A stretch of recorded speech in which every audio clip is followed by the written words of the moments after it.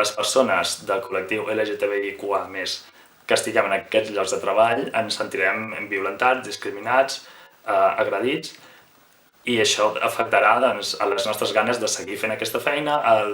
nostre interès, als esforços que posarem en escalar llocs de responsabilitat o en plantejar-nos abandonar aquesta feina i dedicar-nos a alguna altra cosa i així doncs, permetre que la gent amb els biaixos i els prejudicis segueixin perpetuant aquest sistema. Science Queers. Durant el doctorat vaig pensar en divulgar ciència d'una manera una mica diferent, introduint la meva identitat. I amb això va néixer el Seafood Tango, que és un cabaret striptease travesti sobre seguretat alimentària del peix i el marisc.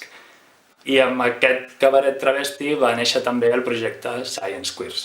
que és un projecte de divulgació científica per promoure la cultura científica, però alhora fet amb una clau LGBTIQA i més, que es tracta de divulgar amb les nostres identitats. La ciència la fan persones i aquestes persones han crescut, han viscut, han après, s'han programat en la societat on tothom ha crescut i s'ha programat. Llavors hi ha aquestes discriminacions, aquests prejudicis que tenim, aquestes tendències que sense voler, per molta cura que tinguem, doncs es reprodueixen. I per això el projecte Science Queers és un projecte molt important perquè es tracta d'enfrontar a la gent amb això, amb aquests prejudicis, posar la ciència i les identitats no normatives juntes i això provoca, com a mínim, una impressió, que després ja cadascú ha de treballar. Fer i comunicar ciència des d'una perspectiva que no és cisgènere i heterosexual, doncs comporta això, certs antagonismes, gent que no està preparada per veure't seriosament, per donar-te autoritat, per reconèixer la qualitat del que estàs fent, perquè se centren en la identitat i els seus prejudicis. Quan he anat a congressos a altres països, doncs segons a quin país vas, has de tenir en compte que potser no són tan oberts amb certes coses i llavors sí que, clar, jo puc fer la meva ciència a Barcelona, per exemple, però després quan vas a congressos has de renegar de la teva identitat, has d'amagar el que ets. Per exemple, tinc un amic que està organitzant un congrés a Polònia i a Polònia han tingut en els últims anys totes aquestes campanyes de zones lliures de persones LGTBIQA+, i clar, el congrés aquest que estan organitzant té un gran component d'igualtat i diversitat i s'han plantejat si no caldria potser cancel·lar aquest congrés fet en un país que de fet va contra aquestes identitats i la igualtat i el respecte. Llavors sí que afecta la situació social i la percepció i les actituds envers les identitats a que la gent amb aquestes identitats facin la feina i es mostrin així. Les barreres i les diferències d'oportunitats en ciència per la gent de diversitat sexual i diversitat de gènere són un reflex de la societat, dels valors que hi ha actualment. Per exemple, en estudis fets als Estats Units i al Regne Unit s'ha vist que 3 de cada 10 persones LGTBIQA+, consideren deixar la seva feina quan estan en entorns de ciències i si mirem específicament persones trans, aquesta xifra augmenta a 5 o 6 de cada 10 persones que consideren deixar la feina per les pressions, per la incomoditat, per possibles discriminacions. De fet, al Regne Unit, en l'àmbit de la física, s'ha vist que discriminacions reals n'hi ha hagut i 1 de cada 10 homes confirmen que han patit discriminació per la seva sexualitat. En el cas de dones augmenta perquè a les dones li has d'afegir una altra minoria discriminada socialment, que és ser dona, llavors són 3 de cada 10 dones que han patit casos de discriminació i si anem a gèneres no normatius augmentem a 4 de cada 10 persones que han patit discriminació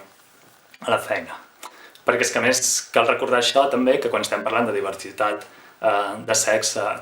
quan estem parlant de diversitat sexual i de gènere, no parlem només dels homes gais, que és un error molt típic que es fa, que es parla de l'orgull gai i dels problemes dels gais, però no, és LGTBIQA, tenim lesbianes, gais, bisexuals, transgènere, intersexuals, persones queers, asexuals i tots els espectres i varietats que puguis tenir de sexualitat i de gènere. I precisament, clar, els gais tenen la visibilitat potser pel fet que són homes i ja els estem donant una petita identitat d'aquesta tendència majoritària normal que és l'home blanc, cisgènere, heterosexual. Si tens això, perfecte. Quan comences a fallar en alguna d'aquestes qualitats és quan comencen a venir les discriminacions. De fet, les persones trans són les que pateixen pitjor, més greument, la discriminació en la societat, perquè són la cosa més diferent o més novedosa, diguéssim, que el món està començant a entendre i a processar ara. Hi ha tasses de suïcidi més altes en persones trans respecte a altres persones no trans del seu entorn, quan aquestes persones estan discriminades i tenen dificultats, però les tasses de suïcidi són iguals que la resta de les persones quan el seu entorn les accepta. Per tant, es veu, es demostra que els problemes que tenim totes aquestes identitats de diversitat sexual i de gènere no són problemes nostres psicològics que provinguin de la nostra identitat, sinó que són problemes que venen de com la societat ens veu i com la societat ens tracta. Al final és la pressió i les discriminacions que exerceix la societat que fan que tinguis inseguretats, que tinguis problemes, que et plantegis deixar la feina o que la deixis, realment. Si pensem, per exemple, també en el problema de la igualtat d'oportunitats, les persones trans a Espanya, l'any 2017, per exemple, tenien una tassa d'atur del 85%, que és molt més alta que la mitjana de la població, perquè, esclar, la gent de recursos humans tenen prejudicis i al final, clar, això en feines de ciència també passarà. I és això, al final, sempre tots els problemes que tenim no són problemes realment, però no és que tinguem en aquest país, per sort, legislació en contra, però, bé, tampoc tenim tota la legislació a favor, que hi hauria d'haver, es pot millorar la cosa, però tot i ser un país que administrativament està bastant avançat, doncs els prejudicis hi són, la discriminació hi és, i al final tot això són petites batalles que les persones amb les nostres identitats lluitem cada dia contra això, i això doncs et va desgastant i fa que vulguis abandonar la feina i que ho facis. Però és que això no ve només d'ara, de quan ja estàs a la teva feina en un laboratori, sinó que en l'educació secundària les persones LGTBIQA+, pateixen més discriminació i més assetjament, i la tassa d'abandonament d'estudis universitaris també és més alta per les persones del nostre col·lectiu. Perquè és això, són persones més discriminades, al final t'acaba patint l'autoestima, t'acaba patint la confiança en tu mateix i és més fàcil que abandonis, que no defensis els teus drets, la teva posició, que tinguis més timidesa en el moment de proposar alguna cosa. Ara, l'11 de febrer de 2022, que l'11 de febrer és el Dia de la Dona i la Nena en la Ciència, es va presentar l'estudi de Dones i Ciències a Barcelona, que és un estudi que evidencia molt bé tots aquests problemes de discriminació, que al final no són problemes d'habilitats, no són problemes de preparació personal, són problemes de les traves socials i els prejudicis que hi ha. Perquè el món científic, el món acadèmic, igual que la societat, està pensat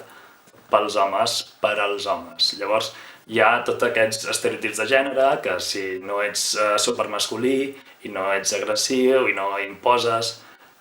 si no ets una mica cruel i estàs predisposat a trepitjar els altres, si no tens aquestes xarxes d'aliances amb els altres homes que hi ha al poder, perquè al final ja ho sabem que a mesura que vas pujant de categoria i de poder, hi ha més homes que dones i les dones van desapareixent. Per què? Doncs clar, si a dalt hi ha tots els homes, doncs els amiguismes i les afinitats doncs fan que al final qui accedeixi a aquests llocs doncs siguin homes. També tenim les relacions extralaborals, que esclar, si després de la feina o a l'hora de dinar al laboratori t'ajuntes amb els homes, doncs evidentment estàs enfortint aquestes xarxes d'aliances que al final és això, és mantenir el poder en aquest sector dels homes cisgènere heterosexuals. Doncs igual que això passa amb les dones, doncs també passa amb la gent de diversitat sexual i de gènere, que al no estar dins d'aquest estereotip, al no complir aquestes qualitats característiques que et donen accés a aquest grup d'aliances de la masculinitat, doncs aquestes persones quedem excloses de l'accés a certs llocs, a certes possibilitats. Des de la ciència, de fet, també se'ns discrimina, perquè els estudis, bé, igual que la ciència la fan persones, doncs els estudis és el producte de la ciència que fan les persones. Si la ciència durant molt de temps l'han fet els homes cisgènere heterosexuals, doncs feien els estudis segons les seves mirades, amb els seus prejudicis, i ja sabem que molts cops, quan no hi ha prou dades, o fins i tot quan hi ha prou dades, és molt temptador i fàcil justificar qualsevol conclusió que puguis tenir. I si entres a la ciència amb un prejudici, pots arribar a trobar un patró, unes dades que justifiquin el prejudici que tenies. Hem de tenir en compte que l'homosexualitat fins fa poc l'Organització Mundial de la Salut la considerava una malaltia. La identitat trans encara està molt patologitzada. El problema és que també en tots els estudis que es fan estudis des de la perspectiva cisgènere heterosexual. Llavors, quan s'estudia la diversitat sexual, no s'estudia quins són els gens o les condicions o les psicologies que creen diversitat sexual, sinó que es mira quines són les condicions, els factors que creen l'homosexualitat, la bisexualitat. Llavors, hi s'agafa com a control, com a base normal, blanca per defecte, la heterosexualitat, en comptes d'estudiar totes les diversitats, no? Amb les identitats trans es fa el mateix. Quan s'estudia com a control persones cisgènere i llavors es busca què tenen de diferent les persones trans respecte a les cisgènere, que són les persones normals, les persones de referència, en comptes de veure, si és que és necessari estudiar això, veure quines són les diferències i què fa que cada cosa existeixi en condició d'igualtat. En tots els estudis que es fa sobre les nostres identitats, nosaltres som l'objecte d'estudi, en comptes de ser el subjecte que estudia. I això s'ha vist, per exemple, quan s'estudiaven les diferents malalties, estudiaves els símptomes dels atacs de cor, s'estudiaven amb homes, i llavors s'adonen que hi ha més dones morint d'atacs de cor que homes. Per què? Perquè ningú ha pensat en veure si els símptomes d'homes i dones són diferents, i ho són, i llavors s'està tractant les dones amb els símptomes dels homes. Doncs el mateix, quan estem pensant en estudiar diversitat sexual, diversitat de gènere, si aquesta ciència, aquests experiments, les metodologies les dissenya gent cisgènere heterosexual, doncs partiran dels seus prejudicis, tindran en compte el que tenen en compte, s'agafaran com a base i passaran coses per alt i faran interpretacions esbiaixades. Per tant, problema, sí, la ciència té un biaix i la ciència discrimina. I només visibilitzant les nostres identitats, fent que la gent del col·lectiu surti dels armaris, s'identifiqui i es faci veure i participin en la producció científica, només així aconseguirem que realment la ciència no ens tracti com el cas estrany a comparar amb la normalitat, sinó que ens tracti com un cas igual i si se'ns ha d'estudiar, doncs que se'ns estudiï correctament i sense prejudici. Si voleu un resum final, en poques paraules, la ciència la fan les persones que han crescut en la societat, estan educant, s'han programat en la societat.